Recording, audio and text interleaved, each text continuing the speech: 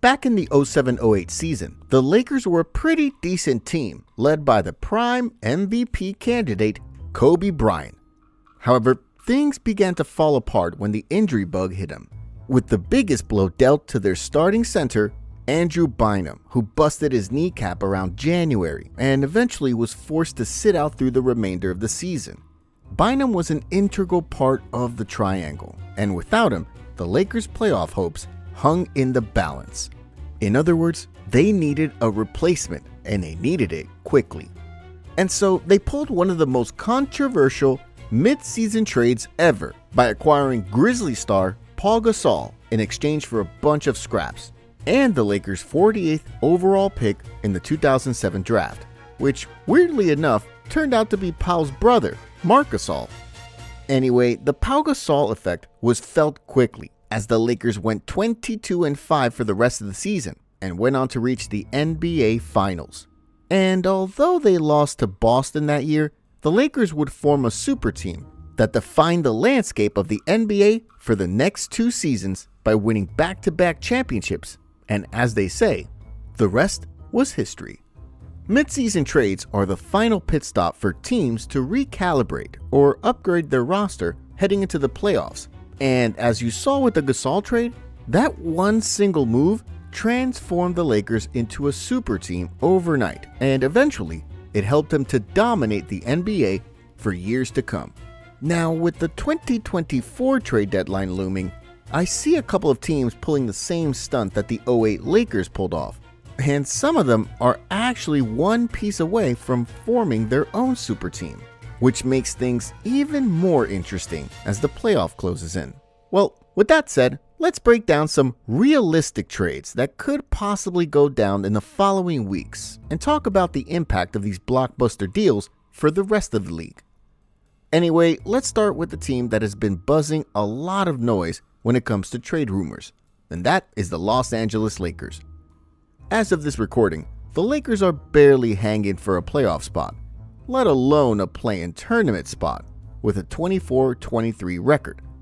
It's actually kind of a bit weird that they're in the exact same position as last year when they traded Westbrook mid-season for a package headlined by D'Angelo Russell. And what's even weirder and ironic is that it looks like the piece that they traded for last year is the same piece that they'll use to trade away this year. According to reports, the Lakers are targeting DeJounte Murray, and it's been said that they're building a package around D'Angelo Russell to get it done. In my view, the Lakers have to put up a package involving D'Lo, Hood Schifino, a 2029 draft pick, plus 2 more kicker picks in order to make this trade work. If this pushes through, AD will have another pick and roll partner who could dissect the defense and create shots for himself as well as for his teammates, aside from LeBron. With his long reach and frame, Murray can also give the Lakers a huge lift on the defensive end, as this guy was a former all-defensive player and one-time steals leader as well. And more importantly, the addition of Murray gives the Lakers another facilitator and playmaker who can lead the pack whenever LeBron takes his rest. Now, I'm not sure if the deal package earlier will be enough to bag Murray, cause if not, then the Lakers have to send away Austin Reeves and possibly another draft pick just to get this trade through. Anyway, while the big three of LeBron, Murray, and AD look like a force to be dealt with in the West, there are also teams in the East that are planning to form a super team of their own. Last month, NBC Sports reported that if DeMar DeRozan is going to be moved by the Bulls this season, then the Knicks or the Heat would be his preferred destinations. After missing out on Damian Lillard this offseason, there is a possibility that they can go after DeRozan, and if this trade happens, the Heat's new starting 5 will feature Bam Adebayo, Highsmith, Jimmy Butler, DeMar DeRozan, and their newest acquisition, Terry Rozier, with Tyler Hero and super rookie Jacquez Jr. coming off the bench. While the Heat are pretty good in defense, scoring has always been their problem, especially come playoff time, which is why they let go of Lowry in exchange for the more offensive-oriented Rozier. And the theoretical addition of DeRozan would even bust up the scoreboard for the Heat, with his ability to deal damage from the mid-range and hit buckets in the clutch. With Eric Spoelstra calling the shots from the sidelines, this would easily make the Heat the team to beat in the East, no question about it. Because we know how hard it is to beat the Heat in a 7-game series, let alone an upgraded version of the Heat such as this one. Anyway, as for the Knicks, should they swoop in and grab DeRozan out of nowhere, they actually have enough assets to get this one through without sacrificing one of their core players. In this hypothetical deal, the Knicks can build a package surrounding Evan Fournier, Quentin Grimes, Miles McBride, 1 first-round pick, and possibly 1 second-round pick. The big three of Brunson, DeRozan, and Randle do move the needle in the East with a healthy dose of offensive firepower these three guys generate, and backed with a defense-first type of coach in Tom Thibodeau. This revamped Knicks squad surely looks scary on both ends of the floor. Well, aside from the Heat and Knicks, the young and surging Magic is also looking to make some changes to improve their roster before the trade deadline arrives. And according to recent reports, there's a possibility that the Magic could go for Blazers guard Anthony Simons. See, although Simons looks untouchable as he currently leads the Blazers in terms of scoring, his playstyle is kind of similar and somewhat overlaps the playstyles of both Shaedon Sharpe and Scoot Henderson. And to be quite honest, I really don't see these three guys teaming up with one another for the long haul, as I can feel that among those three, someone's going to get traded for future assets, sooner rather than later. Now, in return, the Blazers would be asking for a massive haul of draft picks, along with Anthony Black or Jonathan Isaac in return for Simons, due to his budding all-star potential, as well as his continuously rising value.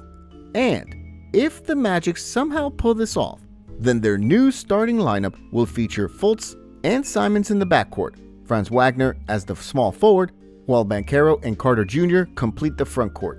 With the addition of Simons, this new-look Magic team is going to be the dark horse in the East, because this dude is currently averaging 23.2 points a ball game while shooting 43.3% from the field, along with 40% from downtown.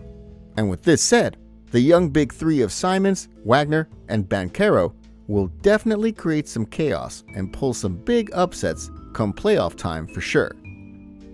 Anyway, the last team that is on the lookout for big teams in the trade market is the Golden State Warriors.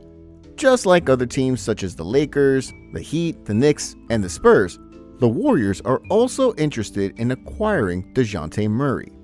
And as I said in the previous videos, this deal is executable for the Dubs given that the right pieces are involved.